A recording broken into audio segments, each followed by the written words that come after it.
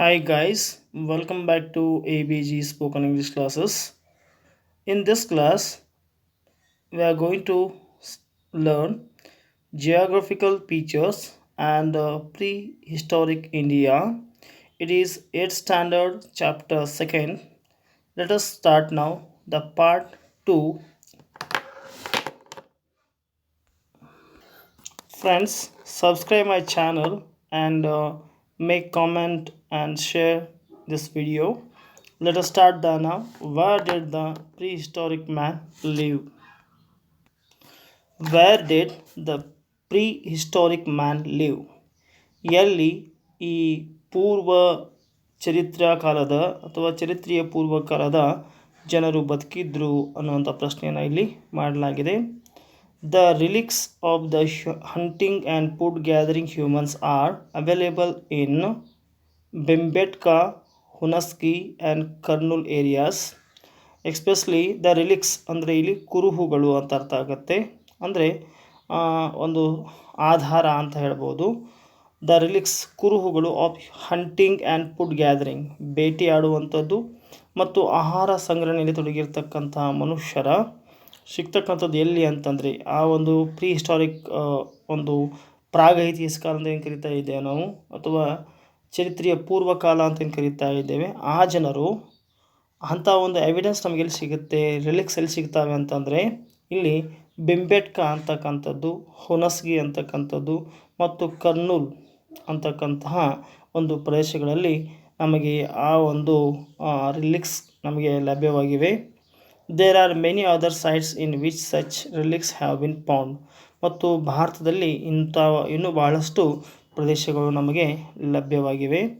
Most of these sites ಅಂದರೆ ಸಿಕ್ಕಿರ್ತಕ್ಕಂತಹ ಅಷ್ಟು ಜಾಗೆಗಳಲ್ಲಿ ಅಥವಾ ಏರಿಯಾದಲ್ಲಿ have been discovered along the bank of rivers and lakes.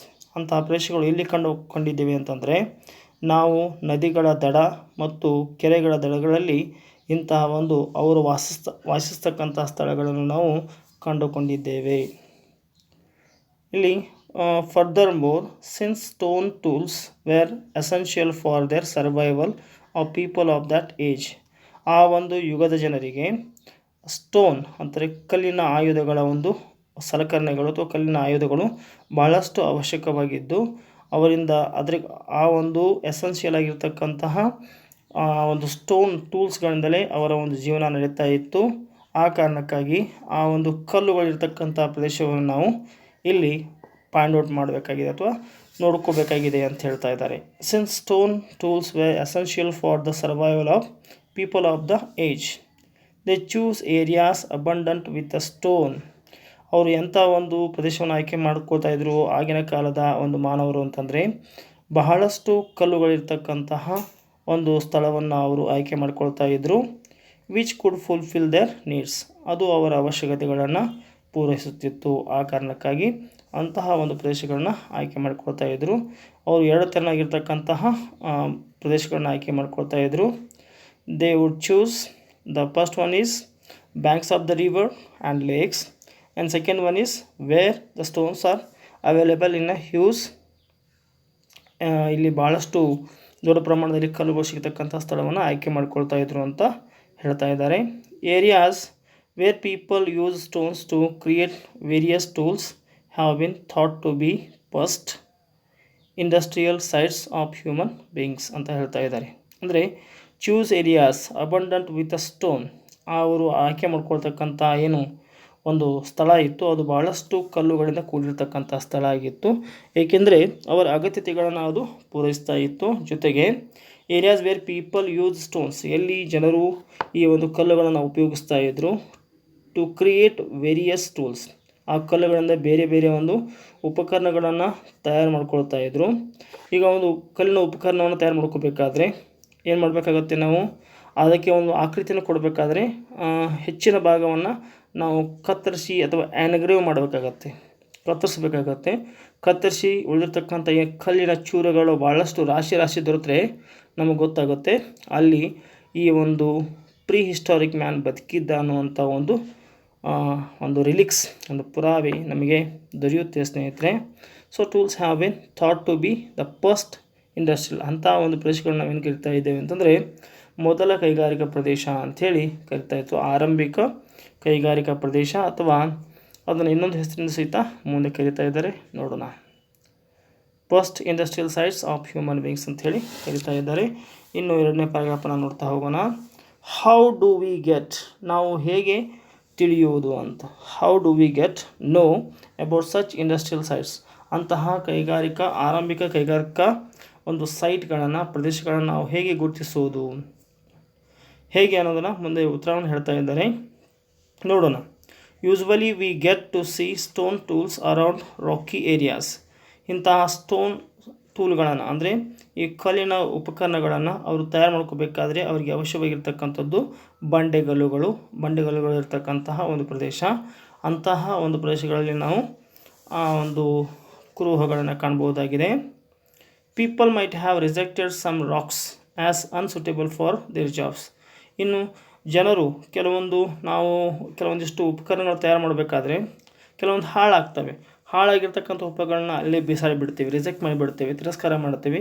ಅಂತ ತಿರಸ್ಕರಿಸಿರ್ತಕ್ಕಂಥ ಕೆಲವೊಂದಿಷ್ಟು ಏನಿದ್ದಾವೆ ಆ ಒಂದು ಟೂಲ್ಸ್ಗಳು, those are unsuitable for their tools ಅಂತಂದರೆ ಅವರು ಉಪಕರಣಗಳಾಗಿ ಬಳಸೋದಕ್ಕೆ ಅವು ಸೂಟೇಬಲ್ ಆಗಿರೋದಿಲ್ಲ, ಉಪಯುಕ್ತವಾಗಿರೋದಿಲ್ಲ. ಹೀಪ್ಸ್ ಆಫ್ ಬ್ರೋಕನ್ ರಾಕ್ಸ್ ಅಂದರೆ ಭಾಳಷ್ಟು ರಾಶಿಯಾಗಿರ್ತಕ್ಕಂತಹ ಈ ಕಡೆದಿರ್ತಕ್ಕಂಥ ಕಲ್ಲುಗಳಿರ್ತಾವಲ್ಲ, ಸಣ್ಣ ಚಿಕ್ಕ ಕಲ್ಲುಗಳಿರ್ತಾವಲ್ಲ, ಆರ್ ಸ್ಟೋನ್ ಚಿಪ್ಸ್ ಅಂತ ಕರಿಬೋದು ನಾವು ಅವನ್ನ. ಅಂದರೆ ಈ ಒಂದು ಆಕೃತಿ ಮಾಡಬೇಕಾದ್ರೆ ನಾವು ಅದನ್ನು ಏನು ಮಾಡ್ತೀವಿ, ಕಲ್ಲನ್ನು ಆಕೃತಿ ಕೊಡಬೇಕಾದ್ರೆ ಒಂದಿಷ್ಟು ಚಿಪ್ಸ್ಗಳು ಹೊಡ್ತವೆ. ಅಂಥ ಚಿಪ್ಸ್ಗಳ ರಾಶಿಯನ್ನು ನಾವೇನು ಮಾಡ್ಬೋದು, ಕಂಡುಕೊಂಡ್ರೆ ಅಲ್ಲಿ ಆ ಒಂದು ಚರಿತ್ರೆಯ ಪೂರ್ವಕಾಲದ ಮನುಷ್ಯ ಬದುಕಿದ್ದ ಅನ್ನುವಂಥ ವಿಚಾರವಾಗಿ ನಾವಿಲ್ಲಿ ತಿಳ್ಕೊಬೋದಾಗಿದೆ. Often during the creation of implements abound in such areas ಅಂತ ಒಂದು ಪ್ರದೇಶಗಳಲ್ಲಿ ನಾವು ಕಂಡುಕೋಬೋದಾಗಿದೆ. It is possible that people lived for a long time in these places. ಇದ್ರ ಮುಖಾಂತರ ನಮ್ಗೆ ಗೊತ್ತಾಗುತ್ತೆ ಆ ಕಾಲದ ಜನರು, ಪ್ರಾಗೈತಿಹಾಸಿಕ ಕಾಲದ ಜನರು ಬದುಕಿದ್ರು ಅನ್ನುವಂಥ ವಿಚಾರವನ್ನು ನಾವಿಲ್ಲಿ ಕಂಡುಕೊಳ್ಬಹುದಾಗಿದೆ. ದೀಸ್ ಸೈಟ್ಸ್ ಆರ್ ಕಾಲ್ಡ್, ಈ ಒಂದು ಪ್ರದೇಶಗಳನ್ನು ನಾವೇನು ಕರಿಬೋದು ಅಂತಂದರೆ ಇಲ್ಲಿ ಅವ್ರು ಹೇಳ್ತಾರೆ ರೆಸಿಡೆನ್ಷಿಯಲ್ ಆರ್ ಇಂಡಸ್ಟ್ರಿಯಲ್ ಸೈಟ್ಸ್ ಅಂಥೇಳಿ ಅವುಗಳನ್ನು ಕರಿತಾ ಇದ್ದಾರೆ. ಅವುಗಳನ್ನು ವಾಸದ ನೆಲೆಗಳು, ರೆಸಿಡೆನ್ಷಿಯಲ್ ಅಂದರೆ ವಾಸದ ನೆಲೆಗಳು ಅಥವಾ ಇಂಡಸ್ಟ್ರಿಯಲ್ ಸೈಟ್ಸ್ ಅಂತ ಕರಿತೇವೆ. ಕೈಗಾರಿಕಾ ಪ್ರದೇಶಗಳೆಂದು ಸಹಿತ ಅವುಗಳು ಅಥವಾ ಕೈಗಾರಿಕಾ ನೆಲೆಗಳೆಂದು ಸಹಿತ ಅವುಗಳನ್ನು ನಾವು ಕರಿಬಹುದಾಗಿದೆ ಸ್ನೇಹಿತರೆ. ಇನ್ನು ಮುಂದಿನ ಒಂದು ಅಂಶವನ್ನು ನೋಡೋಣ. ನಾಲೆಜ್ ಆಫ್ ಫೈರ್ ಅಂತಂದರೆ ಬೆಂಕಿಯ ಬಗೆಗೆ ಒಂದಿಷ್ಟು ತಿಳುವಳಿಕೆ ಯಾವಾಗ ಬಂತು ಈ ಜನರಿಗೆ ಅನ್ನೋದನ್ನು ಈಗ ನಾವು ನೋಡ್ತಾ ಸಾಗೋಣ. ಸೈನ್ಸ್ ಆಫ್ ಆ್ಯಶಸ್ ಅಂದರೆ ಆ್ಯಶ್ ಅಂತಂದರೆ ಇದು ಬೂದಿ ಅಂತ ಕರಿತೇವಿಲ್ಲ, ಒಂದು ವಸ್ತು ಸುಟ್ಟಾಗ ಉಳಿದಿರ್ತಕ್ಕಂತಹ ಆ ಪದಾರ್ಥಕ್ಕೆ ನಾವು ಎಂತ ಕರಿತಾ ಇದ್ದೇವೆ, ಇಲ್ಲಿ ಬೂದಿ ಅಂತ ಕರಿತಾ ಇದ್ದೇವೆ. Sign of ashes have been obtained in the caves of Kurnool ಅಂತ ಹೇಳ್ತಾರೆ. ಕರ್ನೂರಿನತಕ್ಕಂತಹ ಒಂದು ಗುಹೆಯಲ್ಲಿ ಈ ಒಂದು ಏನು ಬೂದಿ ಅಂತ ಕರಿತಾ ಇದ್ದೀರಿ ಅಂಥ ಒಂದು ನಮಗೆ ಒಂದು ಕುರುಹು ಸಿಕ್ಕಿದೆ, ಆ ಒಂದು ಆ್ಯಶ್ ಇರ್ತಕ್ಕಂಥದ್ದು. They reveal the knowledge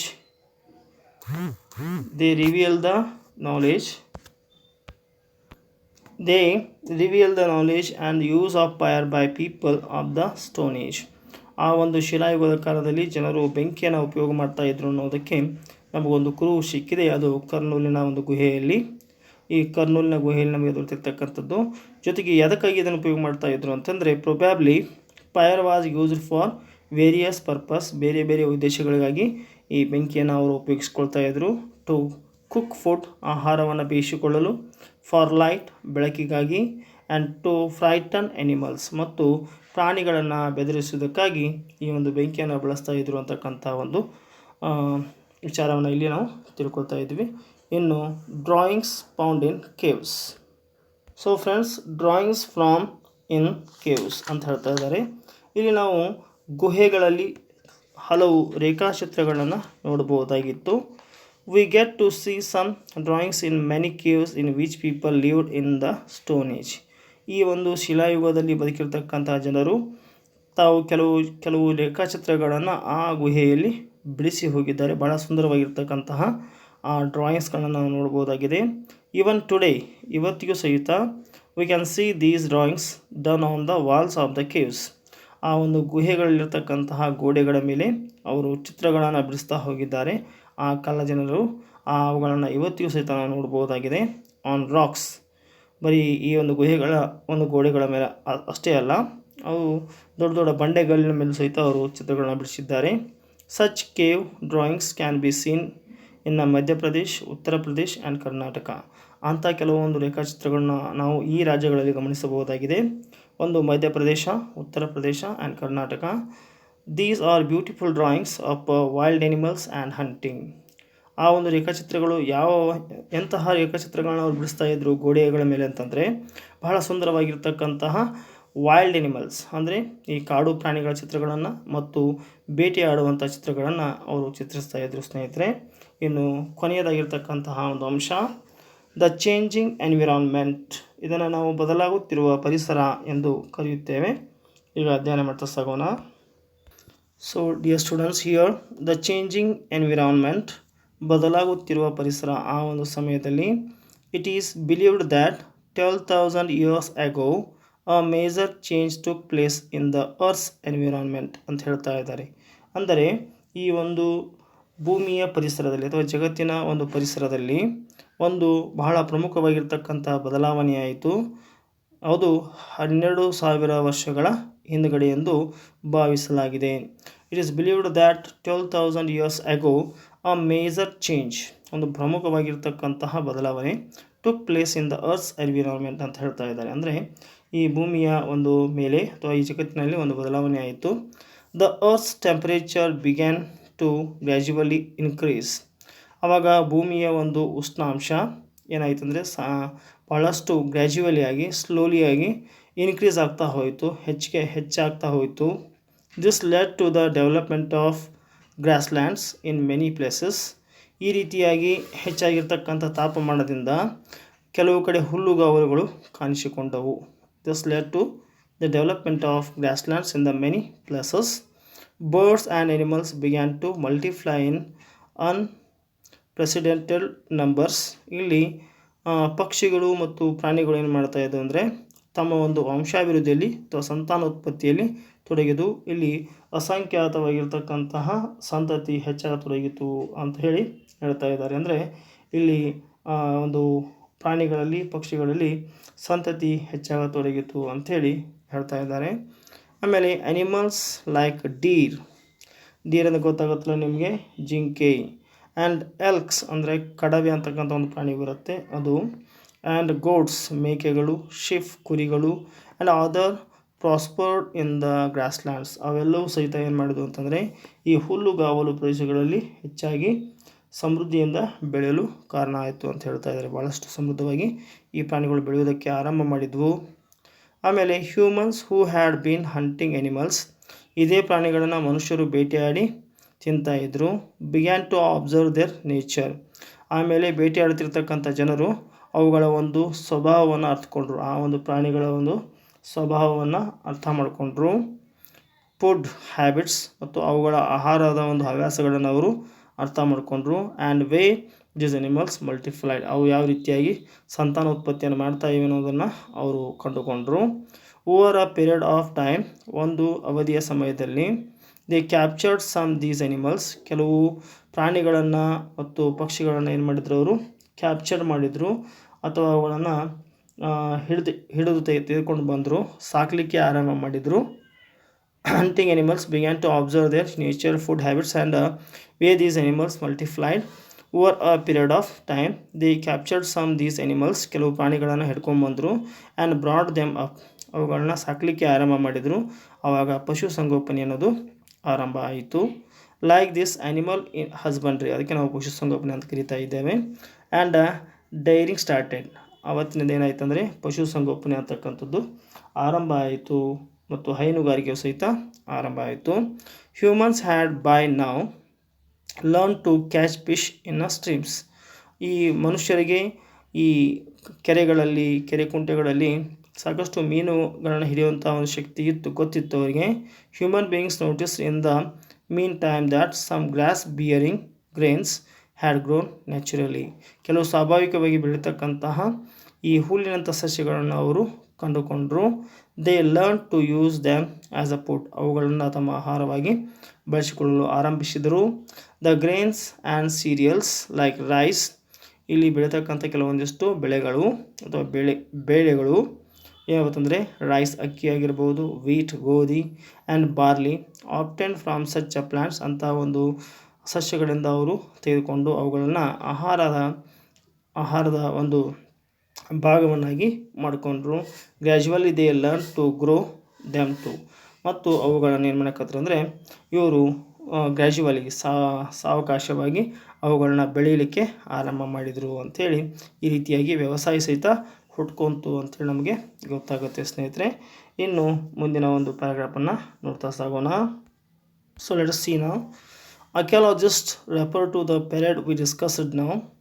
archaeologist ಅಂದರೆ ಪ್ರಾಕ್ತನ ಶಾಸ್ತ್ರಜ್ಞರು refers to this period, the period we discussed now, ಈಗಾಗಲೇ ನಾವೇನು ಅಧ್ಯಯನ ಮಾಡಿದ್ವಲ್ಲ ಈ 12,000 ವರ್ಷಗಳ ಹಿಂದೆ ಯಾವ ರೀತಿ ಪರಿಸರ ಬದಲಾವಣೆ ಆಯಿತು, ಹೇಗೆ ಒಂದು ಪ್ರಾಣಿಗಳನ್ನ ಸಾಕಲಿಕ್ಕೆ ಆರಂಭ ಮಾಡಿದರು, ಆಮೇಲೆ ಯಾವ ರೀತಿಯಾಗಿ ಬೆಳೆಗಳನ್ನ ಬೆಳೀಲಿಕ್ಕೆ ಆರಂಭ ಮಾಡಿದರು, ಈ ಒಂದು ಅಂಶಗಳನ್ನ ನೋಡಿದ್ವಲ್ಲ, ಈ ಒಂದು ಅವಧಿಯನ್ನು ಇಲ್ಲಿ ಪ್ರಾಕ್ತನ ಶಾಸ್ತ್ರಜ್ಞರು ಅಂದರೆ ಆರ್ಕಿಯಾಲಜಿಸ್ಟ್ ಏನು ಮಾಡಿದ್ದಾರೆ ಅಂತಂದರೆ ಬೈ ಡಿಫ್ರೆಂಟ್ ನೇಮ್ಸ್, ಅವುಗಳಿಗೆ ಬೇರೆ ಬೇರೆ ಹೆಸರುಗಳನ್ನ ಕೊಟ್ಟಿದ್ದಾರೆ. The age that prevailed 2 million years ago is the oldest age and is called the Old Stone Age. ಇಲ್ಲಿ the age of the prevailed 2 million years ago ಅಂದರೆ 2 ಮಿಲಿಯನ್ ಅಂತ ಹೇಳ್ತಾರೆ. 2 ಮಿಲಿಯನ್ ವರ್ಷಗಳಿದ್ದಾವೆ ಅಲ್ಲಿಂದ ಹಿಡ್ಕೊಂಡ್ಬಿಟ್ಟು 12,000 ವರ್ಷಗಳವರೆಗೆ ಇರ್ತಕ್ಕಂಥ ಈ ಒಂದು ಪೀರಿಯಡನ್ನು ಅವರು ಓಲ್ಡ್ ಸ್ಟೋನ್ ಏಜ್ ಅಂತ ಕರೀತಾರೆ, ಹಳೆ ಶಿಲಾಯುಗ ಅಂತ ಹೇಳೋದನ್ನು ಕರೀತಾ ಇದ್ದಾರೆ. And it stretched over a period of 12,000 years, ಈ ಒಂದು ಅವಧಿ 12,000 ವರ್ಷಗಳದಾಗಿತ್ತು ಅಂಥೇಳಿ ಅವ್ರು ಹೇಳ್ತಾ ಇದ್ದಾರೆ. This long duration has been classified into 3 stages. ಈ ಒಂದು 2 ಮಿಲಿಯನ್ನಿಂದ 12,000 ವರ್ಷಗಳವರೆಗೆ ಅಂದರೆ ಇರ್ತಕ್ಕಂಥ ಈ ಅವಧಿಯನ್ನು ನಾವು 3 ಅವಧಿಗಳಾಗಿ ಮಾಡ್ಕೊಳ್ತಾ ಇದ್ದೇವೆ. ಒಂದು early, middle and late old stone age ಅಂತ ಹೇಳಿಬಿಟ್ಟು ಇಲ್ಲಿ 3 ಆಯಾಮಗಳನ್ನ ನೋಡ್ತಾ ಇದ್ದೇವೆ. The period from 12,000 years to around 10,000 years, 12,000 ವರ್ಷಗಳಿಂದ 10,000 ವರ್ಷಗಳವರೆಗೆ is called the middle stone age, ಅದನ್ನು ನಾವು ಮಧ್ಯದ ಶಿಲಾಯುಗ ಅಂತ ಹೇಳಿ ಕರಿತಾ ಇದ್ದೇವೆ. The tools of this period, ಈ ಒಂದು ಸಮಯದಲ್ಲಿ ಉಪಯೋಗ ಮಾಡಿರ್ತಕ್ಕಂತಹ ಕಲ್ಲಿನ ಉಪಕರಣಗಳು ಜನರಲಿ ವೆರಿ ಸ್ಮಾಲ್, ಭಾಳಷ್ಟು ಚಿಕ್ಕದಾಗಿದ್ದು, ಆ್ಯಂಡ್ ಹ್ಯಾನ್ಸ್ ಆದ್ದರಿಂದ they are called delicate stone tools, ಭಾಳ ಸೂಕ್ಷ್ಮವಾಗಿರ್ತಕ್ಕಂತಹ ಕಲ್ಲಿನ ಆಯುಧಗಳು ಅಂಥೇಳಿ ಅವುಗಳನ್ನು ಕರೀತಾ ಇದ್ದಾರೆ. They use to fix these stone tools with handles made out of wood and bones, ಮತ್ತು ಈ ಒಂದು ಕಲ್ಲುಗಳಿಗೆ ಈ ಎಲುಬುಗಳಿಂದ ತಯಾರು ಮಾಡಿರ್ತಕ್ಕಂಥ ಕಟ್ಟಿಗೆಯಿಂದ ತಯಾರು ಮಾಡಿರ್ತಕ್ಕಂಥ ಹಿಡಿಗೆಗಳನ್ನು ಹಾಕಿದ್ರು ಅಂತ ಗೊತ್ತಾಗುತ್ತೆ. They use those tools as access, ಅವುಗಳನ್ನು ಕೊಡಲಿಗಳಾಗಿ, ಆ್ಯಂಡ್ ಸಾಸ್ ಅಂದರೆ ಗರಗಸಗಳಾಗಿ ಉಪಯೋಗ ಮಾಡ್ತಾಯಿದ್ರು. ಇಲ್ಲಿ ಕೊಟ್ಟಿರ್ತಕ್ಕಂಥ ಚಿತ್ರವನ್ನು ನೀವು ಗಮನಿಸಬಹುದಾಗಿದೆ ಸ್ನೇಹಿತರೆ. ಅಲಾಂಗ್ ವಿತ್ ದೀಸ್ ಟೂಲ್ಸ್, ಇವುಗಳ ಜೊತೆಗೆ ಈ ಉಪಕರಣಗಳ ಜೊತೆಗೆ tools of old kind to continued to be used, ಮತ್ತು ಹಳೆಯದಾಗಿರ್ತಕ್ಕಂತಹ ಪರಿಕರಗಳನ್ನು ಸಹಿತ ಅವರು ಉಪಯೋಗ ಮಾಡ್ತಾ ಸಾಗಿದ್ರು ಸ್ನೇಹಿತರೆ. ಇನ್ನು ಇಲ್ಲಿ ಕ್ಲಾಸಿಫೈ ಮಾಡಿದ್ದಾರೆ diagram showing the stages of the prehistoric age, old stone age, middle stone age, new stone age. ಈ ಓಲ್ಡ್ ಸ್ಟೋನ್ ಏಜಲ್ಲಿ 3 ಬರ್ತದೆ, early old stone age, middle old stone age, late old stone age ಅಂತ ಬರುತ್ತೆ. ಈ 3ಗಳನ್ನು ಈಗ ಅಧ್ಯಯನ ಮಾಡಿದ್ವಿ. ಇನ್ನು ಕೊನೆಯದಾಗಿರ್ತಕ್ಕಂಥ ಒಂದು ಪ್ಯಾರಾಗ್ರಾಫ್ ಇದೆ ಸ್ನೇಹಿತರೆ, ಇದನ್ನು ನೋಡಿಬಿಟ್ಟು ಆಮೇಲೆ ನಾವು ದ ನ್ಯೂ ಸ್ಟೋನ್ ಏಜ್, ಇದನ್ನು ನವಶಿಲಾಯುಗ ಅಂತ ಕರಿತಾ ಇದ್ದೇವೆ.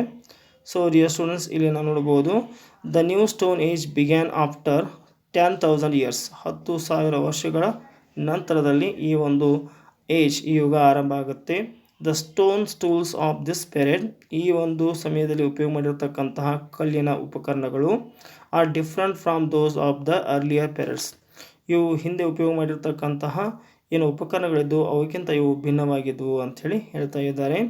These tools were bright and had sharp edges, ಮತ್ತು ಇವು ಭಾಳಷ್ಟು ಹೊಳೆಯುವಂತಹ ಮತ್ತು ಭಾಳ ತೀಕ್ಷ್ಣವಾಗಿರ್ತಕ್ಕಂಥ ಹರಿತವಾಗಿರ್ತಕ್ಕಂಥ ಎಡ್ಜ್ಗಳನ್ನು ಇವು ಹೊಂದಿದ್ವು ಅಂತ ಹೇಳ್ತಾ ಇದ್ದಾರೆ.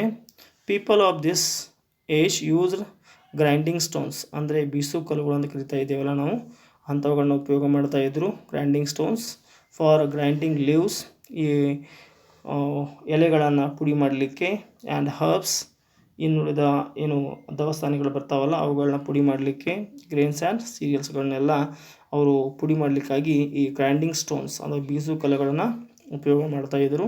ಸಮ್ ಪಾಟ್ಸ್ ಆ್ಯಂಡ್ ಪ್ಯಾನ್ಸ್, ಮತ್ತು ಇವುಗಳನ್ನ ತುಂಬಿಡಲು ಸಮ್ ಪಾಟ್ಸ್, ಮಡಿಕೆಗಳನ್ನು ಉಪಯೋಗ ಮಾಡ್ತಾಯಿದ್ರು ಅಂತಕ್ಕಂಥದ್ದನ್ನು ಇಲ್ಲಿ ನಾವು ಮಡಿಕೆ ಅಥವಾ ಕುಡಿಕೆಗಳಂತ ಕರಿತೇವೆ. ಪಾಟ್ಸ್ ಆ್ಯಂಡ್ ಪ್ಯಾನ್ಸ್ ಅಂತ ಹೇಳಿ ಅದನ್ನು ಕರಿತಾ ಇದ್ದಾರೆ. ಇನ್ನು ಕೊನೆಯದಾಗಿರ್ತಕ್ಕಂಥದ್ದು, of this period have been found few of which have been decorated. ಈ ಸಮಯದಲ್ಲಿ ಸಿಕ್ಕಿರ್ತಕ್ಕಂತಹ ಏನು ಉಪಕರಣಗಳಿವೆ, ಮಣ್ಣಿನ ಮಡಿಕೆಗಳಿವೆ, ಮಣ್ಣಿನ ಕುಡಿಕೆಗಳಿವೆ, ಅವೆಲ್ಲವೂ ಸಹಿತ ಅಲಂಕರಿಸಲ್ಪಟ್ಟಿದ್ದವು. Pots were used for storing grains, ಈ ಮಡಿಕೆಗಳನ್ನು, ಈ ದವಸ ಧಾನ್ಯಗಳನ್ನು ಇಡ್ಲಿಕ್ಕಾಗಿ ಉಪಯೋಗ ಮಾಡ್ತಾಯಿದ್ರು. They were also used for cooking rice, ಮತ್ತು ಅಕ್ಕಿಯನ್ನು ಕುದಿಸೋದಕ್ಕಾಗಿ, ಅನ್ನವನ್ನು ಮಾಡೋದಕ್ಕಾಗಿ ಸಹಿತ ಈ ಮಡಿಕೆಗಳನ್ನು ಉಪಯೋಗ ಮಾಡ್ತಾಯಿದ್ರು.